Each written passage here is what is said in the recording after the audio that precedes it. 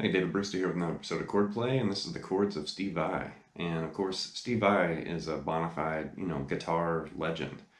And, studied with Satriani early on, eventually went to Berkeley, and then the next thing you know, he's working, for Frank Zappa. And Zappa snagged him, when he was still a teenager and started, transcribing some of Zappa's, crazy music.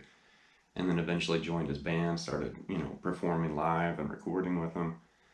And, he broke from the Zappa camp, started kind of doing his own thing, released Flexible, which is right there, and, started to kind of pave his own way. And then eventually, started the movie Crossroads, which a lot of people, still talk about that movie today. David Lee Roth, started releasing more solo material, got the gig with Whitesnake, continued to release solo material. And he's just continued to kind of pave this, Vai road or path that he's been building, for decades. And very, talented, very, eccentric, and very interesting, musician. There's not really anybody else like Steve Vai. Now there are a lot of people that have copied Steve Vai and kind of borrowed, a lot of his ideas, but there's only one, Steve Vai. So I'm a big fan. I actually got to meet him just recently at GearFest at Sweetwater, and that was a complete honor to finally meet, one of my big heroes. We have a lot of ground we're going to cover in this lesson, so I'm going to quit, blabbing and just get to it. So the first thing we're going to do is kind of a Steve Vai influenced chord search. And Vai's, chord vocabulary and his music has always been very different than the norm. It's kind of rare to actually hear him just play regular major or minor chords or power chords in his music. He's always doing something kind of different and modern or twisted. This shape is definitely one of my favorites, and it's an E minor 11, which is fingered and arranged like this. So we're kind of near open position. And you can see we've got, a bar across the second fret there from the A to the high E, third fret on the B, and the fifth fret on the D. And when you arrange, your fingers like that and play this chord, that's an E minor 11. Very distinct and interesting flavor. It's an adult chord, it's not for the kids out there. And then if we take that shape and basically just move it all the way up to the 7th fret, maintain the same fingering, but then that would be an E minor 7 flat 13.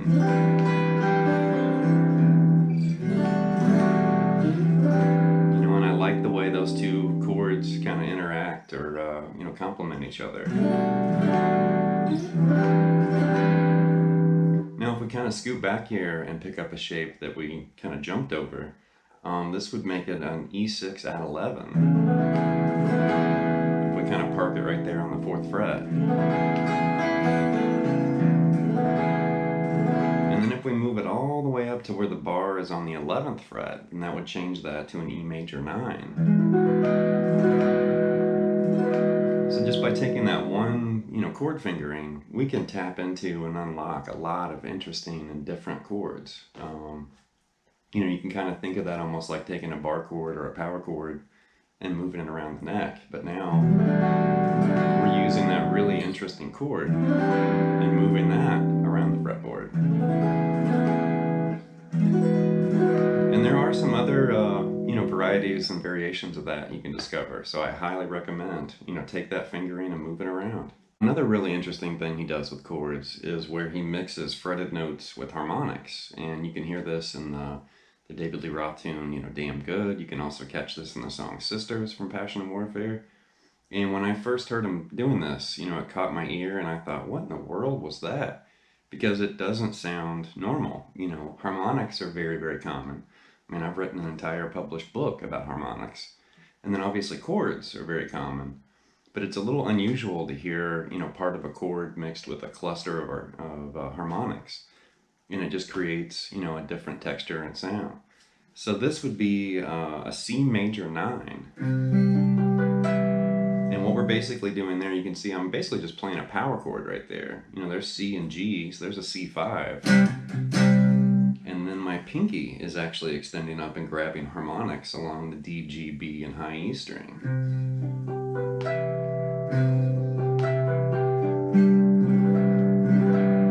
So the ninth is actually a harmonic. It's that D note right there. And I've actually played around with that idea, you know, for years. You know, and just by grabbing different, you know, harmonic clusters and then changing the root note, you can find all kinds of really cool, you know, kind of extensions and unusual chords. Like that right there, that would be kind of a, you know, C major 9, that's like a D over A. And then that would basically just be a G.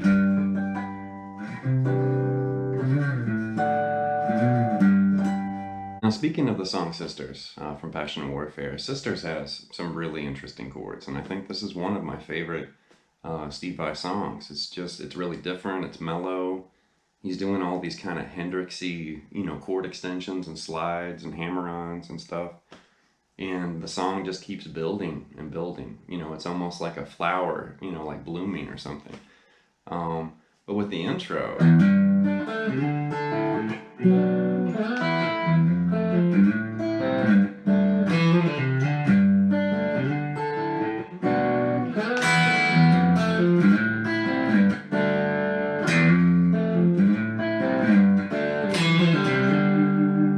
and right there you've got like a, you know, a G add 9, and then he kind of slides up and it becomes a D add 9 like that.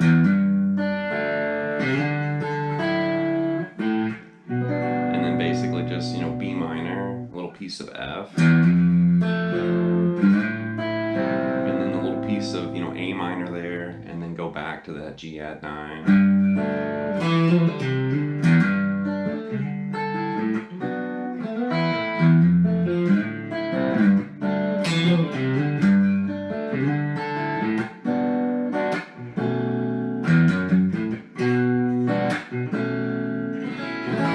Some really cool chords, you know, hiding in that song. Now for a little different, you know, flavor from Steve Vai. This is from the song Two Fools a Minute, which is on the David Lee Roth album, Skyscraper.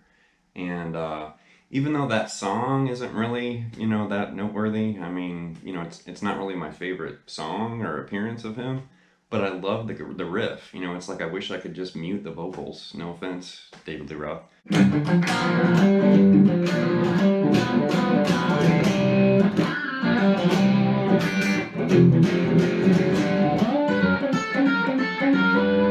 I really love that just super funky riff. You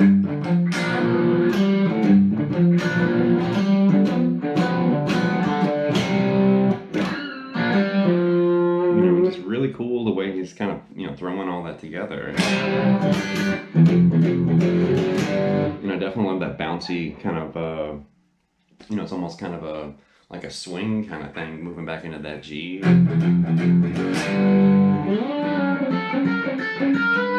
And, you know, definitely when Vai was playing with David Lee Roth, you could hear Vai play differently than he's ever really played in his career, because it was bluesier, kind of grittier. You know, the album Eat 'Em and Smile is amazing. All right, the next example is from the song For the Love of God, and I know for me and a lot of people watching this, you know, this is probably his most famous, you know, solo recording or solo song.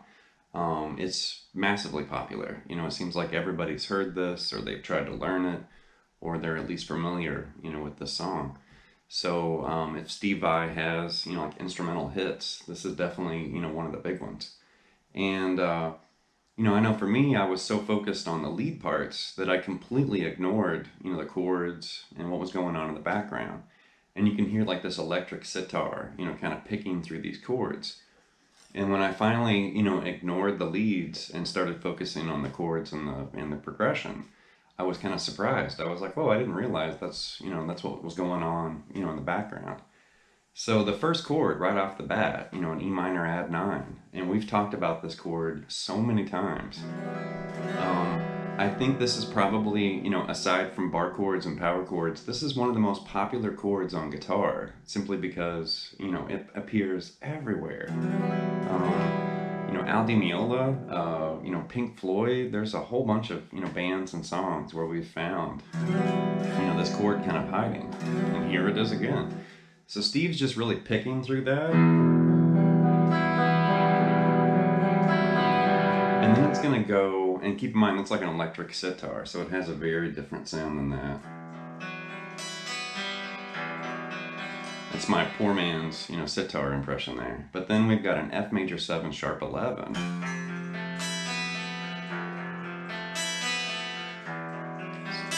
So already you've got this really moody, chord progression. And then it moves up to an A minor add 9. And then go back to that E minor add 9. And then a C major 7. It's going to go back to that F major 7 sharp 11. And then back to the E minor add 9. So I know it's really hard to do, but try to ignore this. All the leads, ignore all that and just listen for that guitar part, which is actually a sitar in the background.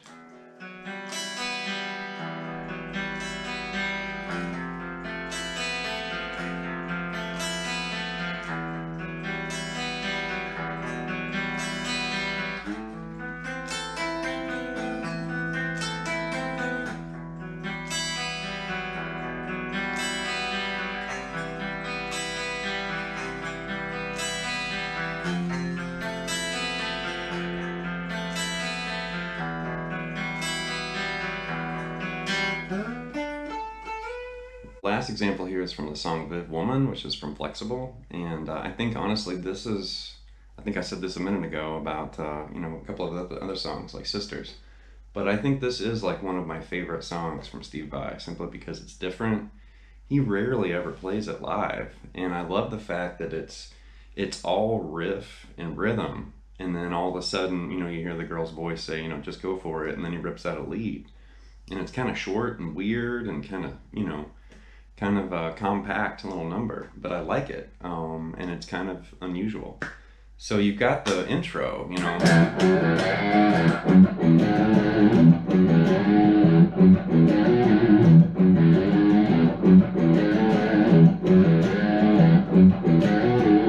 then you hear this crazy kind of Panama sounding, chord riff.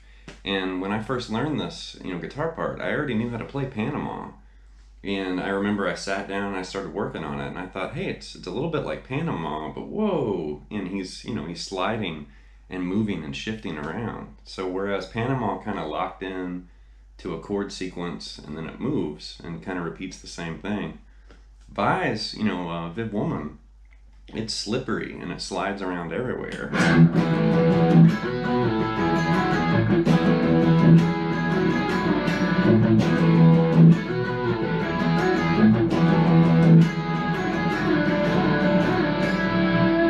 And then you'll hear all of that, which that's kind of loosely based around like an E, E major chord. And he's kind of implying like E7, by kind of moving back and getting that D note. And then he's got a sus4, he's basically hiking that up a whole step. And then major to sus2.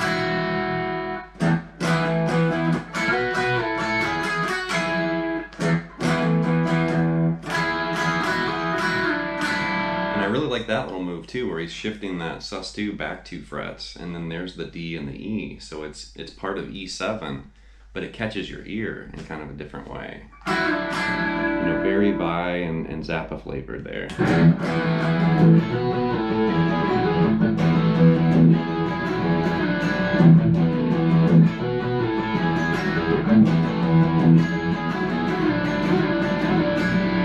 And then he does the exact same thing in D, so then he starts on D major.